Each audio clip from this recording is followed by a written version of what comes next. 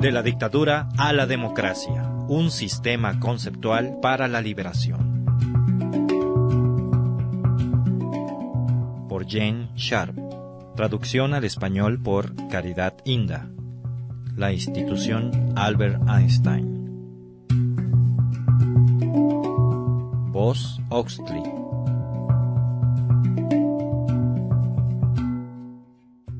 Capítulo 9. Desintegrando la dictadura.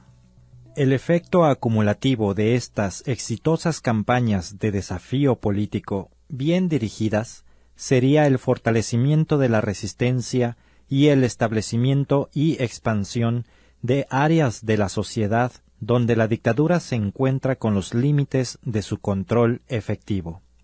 Estas campañas también proporcionan una importante experiencia en cómo negar la cooperación a la dictadura y cómo manifestar un desafío político. Esta experiencia será de gran ayuda cuando llegue el momento de una no cooperación y un desafío masivos. Tal como se discutió en el capítulo 3, la obediencia, la cooperación y la sumisión son esenciales para que un dictador sea poderoso. Sin acceso a las fuentes de poder político, el poder del dictador se debilita y finalmente se esfuma. El retiro del respaldo es, por lo tanto, la principal acción que se requiere para desintegrar la dictadura. Sería útil repasar cómo se pueden afectar las fuentes del poder mediante el desafío político.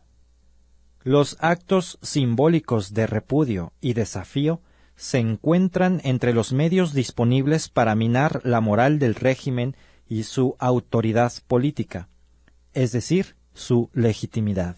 Mientras mayor sea la autoridad de un gobierno, mayor y más confiables serán la obediencia y cooperación que recibirá.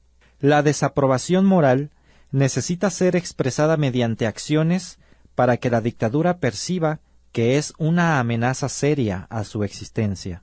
Es necesario retirarle la cooperación y la obediencia para negarle al régimen el acceso a las otras fuentes de poder. La fuente de poder segunda en importancia son los recursos humanos, la cantidad e importancia de las personas y grupos que obedezcan o ayuden a los gobernantes y que cooperen con ellos. Si grandes sectores de la población practican la no cooperación, el régimen realmente se verá en un serio problema. Por ejemplo, si los funcionarios gubernamentales ya no funcionan con su normal eficiencia, o inclusive se quedan en casa, el aparato administrativo será gravemente afectado. De igual manera, si entre las personas o grupos no cooperantes se incluye a los que previamente le han estado aportando tecnologías y conocimientos especializados, entonces los dictadores verán cómo su capacidad de funcionamiento se debilita gravemente. Hasta su capacidad de tomar decisiones ante una información sólida y de desarrollar políticas efectivas se verá seriamente reducida. Si las influencias psicológicas e ideológicas llamadas factores intangibles, que por lo general inducen a las personas a obedecer y a ayudar a los gobernantes, se debilitan o revierten, la población se inclinará más a desobedecer y no cooperar. El acceso de los dictadores a los recursos materiales también afecta directamente su poder. Con el control de los recursos financieros del sistema económico, la propiedad, los recursos naturales, el transporte y los medios de comunicación en manos de los verdaderos opositores del régimen o de otros en potencia, otro recurso de poder importantísimo se les ha vuelto vulnerable o se les ha negado. Las huelgas, el boicot y la creciente autonomía en algunos sectores de la economía, las comunicaciones y el transporte debilitarán al régimen. Como ya se discutió anteriormente, la capacidad del dictador para amenazar o aplicar sanciones, castigos contra los sectores no cooperantes, desobedientes o ingobernables de la población es una fuente central del poder de los dictadores. Esta puede debilitarse en 2 días. En primer lugar, si la población está preparada, como en la guerra, para arriesgarse a serias consecuencias como precio del desafío, la efectividad de las sanciones aplicables se verá drásticamente disminuida, es decir, la represión de los dictadores no logrará el sometimiento deseado. En segundo lugar, si la policía y hasta las mismas fuerzas militares se manifiestan descontentas, puede ser que individualmente o en grupo evadan o francamente desacaten las órdenes de arrestar, golpear o disparar contra los de la resistencia. Si los dictadores ya no pueden confiar en la policía y las fuerzas militares, la dictadura está seriamente amenazada.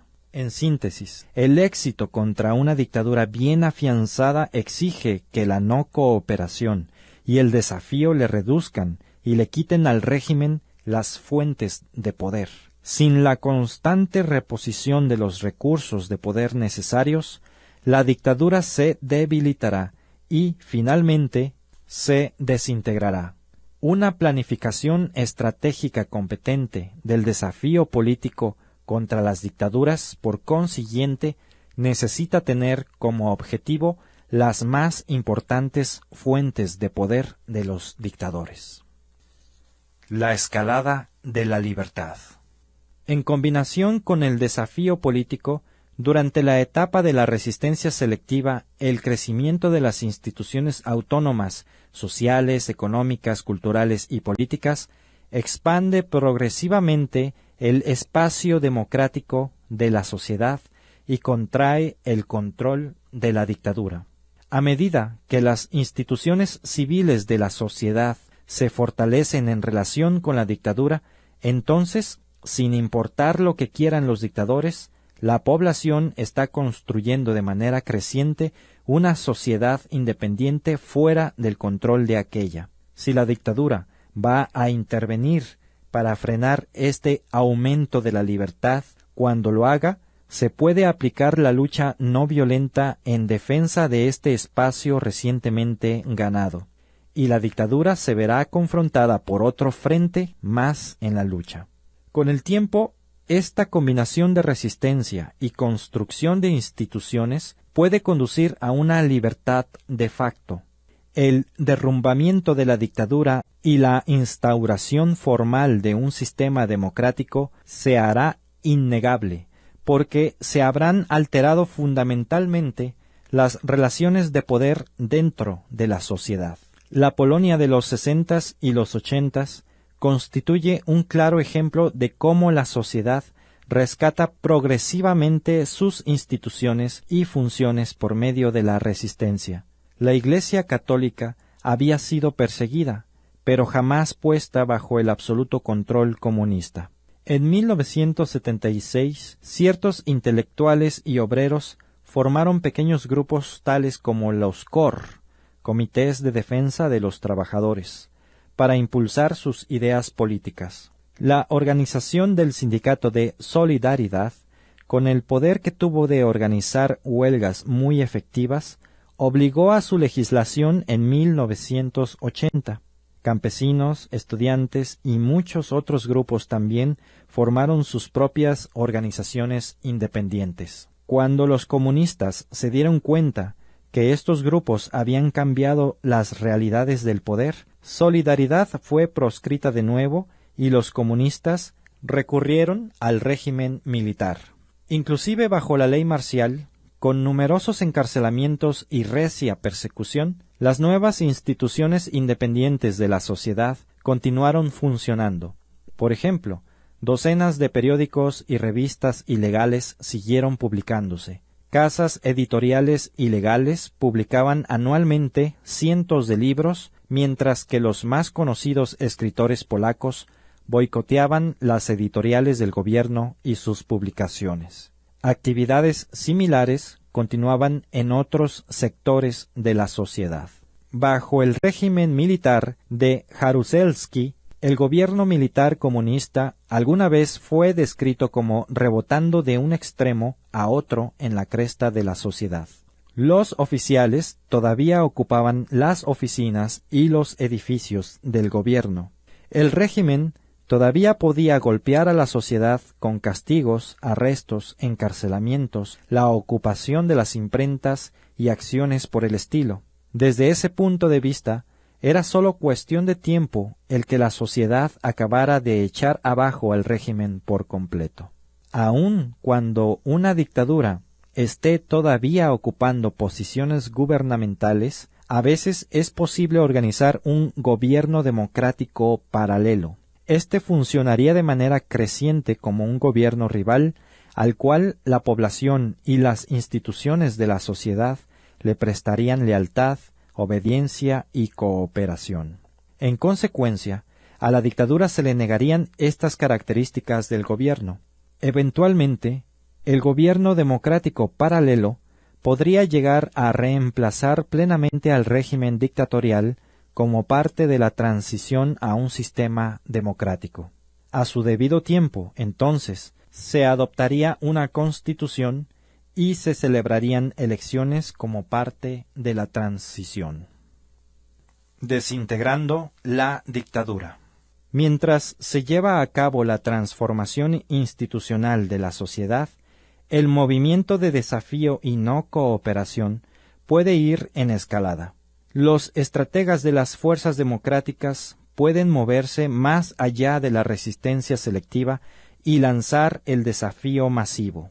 En la mayoría de los casos, hace falta tiempo para crear, construir o extender la capacidad de resistencia, y el desarrollo del desafío masivo podrá ocurrir solo después de algunos años. Durante este periodo intermedio se deberá impulsar una campaña de resistencia selectiva con objetivos políticos más importantes cada vez. Se debe involucrar a grandes sectores de la población a todos los niveles de la sociedad.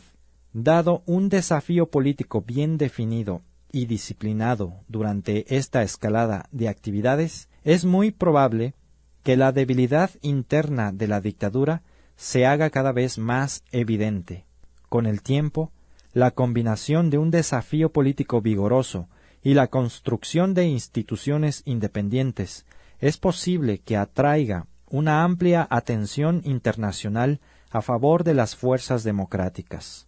Puede también producir condenas diplomáticas internacionales, boicot y embargos en apoyo a las fuerzas democráticas, como pasó en Polonia. Los estrategas deben estar conscientes de que en algunas situaciones la caída de la dictadura puede ocurrir extremadamente pronto, como en Alemania del Este en 1989. Esto puede ocurrir cuando las fuentes de poder le son masivamente negados como resultado de la repulsa de la población entera contra la dictadura. Este patrón conductual no es frecuente, y es mejor planificar para una lucha a largo plazo, aunque haya que estar preparado por si ocurre un cambio a corto plazo. Durante el curso de la lucha de liberación, las victorias, aunque sean pequeñas, deben celebrarse. Los que han ganado una victoria deben ser reconocidos. La celebración, acompañada por la vigilancia, también contribuye a mantener la moral en alto, y esto es muy necesario para las futuras etapas de lucha. Manejando el triunfo responsablemente. Los planificadores de la gran estrategia deben calcular por adelantado los modos posibles y preferibles de cómo una lucha victoriosa puede concluirse de la mejor manera a fin de impedir el surgimiento de una nueva dictadura y de asegurar el establecimiento gradual de un sistema democrático duradero. Los demócratas deben pensar cómo debe manejarse la transición de una dictadura a un gobierno interino al final de la contienda. Lo deseable en ese momento es establecer cuanto antes un nuevo gobierno que funcione. No obstante, no debe ser simplemente el viejo gobierno con un personal nuevo. Hace falta calcular ¿Qué sectores de la vieja estructura gubernamental, tales como la policía, tienen que ser abolidos completamente por su intrínseco carácter antidemocrático y qué sectores que se conserven han de ser sometidos más adelante a un esfuerzo democratizador? Un total vacío de poder podría abrirle paso al caos y a una nueva dictadura. Con antelación se debe determinar cuál habrá de ser la política a seguir con los altos funcionarios de la dictadura cuando se desintegre su poder. Por ejemplo, ¿se va a presentar al dictador ante un tribunal? ¿Se les permitirá a él y los suyos abandonar el país permanentemente? ¿Qué otras opciones habrá consistentes con el desafío político, la necesidad de reconstruir el país y de establecer una democracia después de la victoria? Se debe evitar a toda costa un baño de sangre que podría tener consecuencias drásticas sobre la posibilidad de un sistema democrático futuro. Deberá haber planes específicos para la transición a la democracia que deberán ser aplicados cuando la dictadura esté debilitándose o se derrumbe. Estos planes ayudarán a impedir que otro grupo capture el poder mediante un golpe de Estado. También se requerirán planes para la institución de un gobierno constitucional democrático con plenas libertades políticas y personales. No deben dejarse perder los cambios ganados a un precio tan alto por falta de planificación. Cuando los dictadores tengan que enfrentarse a una población cuyo poder cada vez es mayor y al crecimiento de grupos democráticos e instituciones independientes, a ninguno de los cuales podrá ya controlar la dictadura, los dictadores se encontrarán con que su poder se está desbaratando. Los cierres masivos de la sociedad, las huelgas generales, las quedadas en casa masivas, las marchas desafiantes u otras actividades socavarán cada vez más la propia organización de los dictadores y la de las instituciones relacionadas con ellos. Como una consecuencia de tal desafío y no cooperación ejecutados inteligentemente y con participación masiva todo el tiempo, los dictadores se quedarán sin poder y los defensores de la democracia habrán triunfado sin violencia. La dictadura se habrá desmoronado ante la población desafiante. No todos los esfuerzos en ese sentido triunfarán, y en especial nunca lo harán fácilmente y sólo rara vez pronto. Debemos recordar que tantas son las guerras militares ganadas como las perdidas. Sin embargo, el desafío político ofrece una verdadera posibilidad de victoria.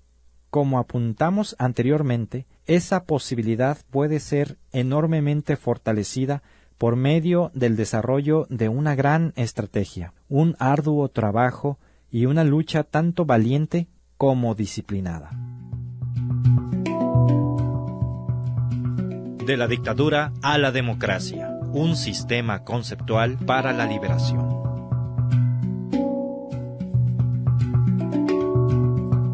La misión del Instituto Albert Einstein es promover a nivel mundial el estudio y uso estratégico de la acción no violenta en casos de conflicto.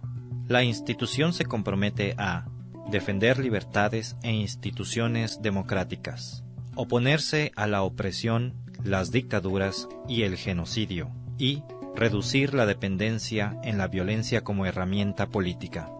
Para lograr estos fines, se procederá de tres maneras: fomentando investigaciones y estudios sobre los métodos de acción no violenta y su uso en diferentes conflictos en el pasado, compartiendo los resultados de estos estudios con el público por medio de publicaciones, conferencias, medios de comunicación masiva, etc., asesorando a grupos en conflicto sobre el potencial estratégico de la acción no violenta.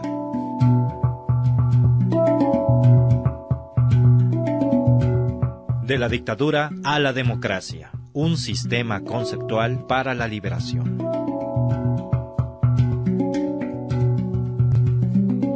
Todo el material que aparece en este libro es del dominio público y se puede reproducir sin el permiso de Jen Sharp. Se agradece mención de la fuente.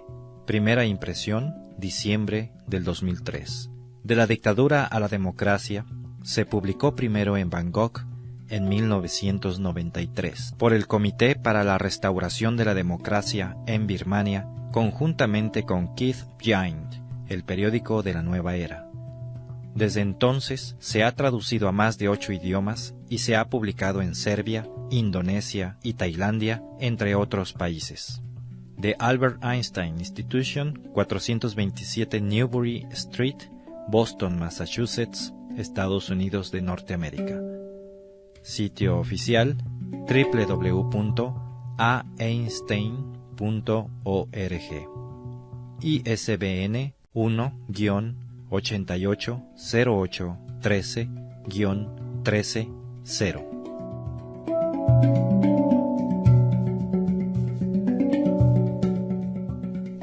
Los tracks musicales utilizados en este audiolibro fueron tomados del sitio www.freemusicarchive.org.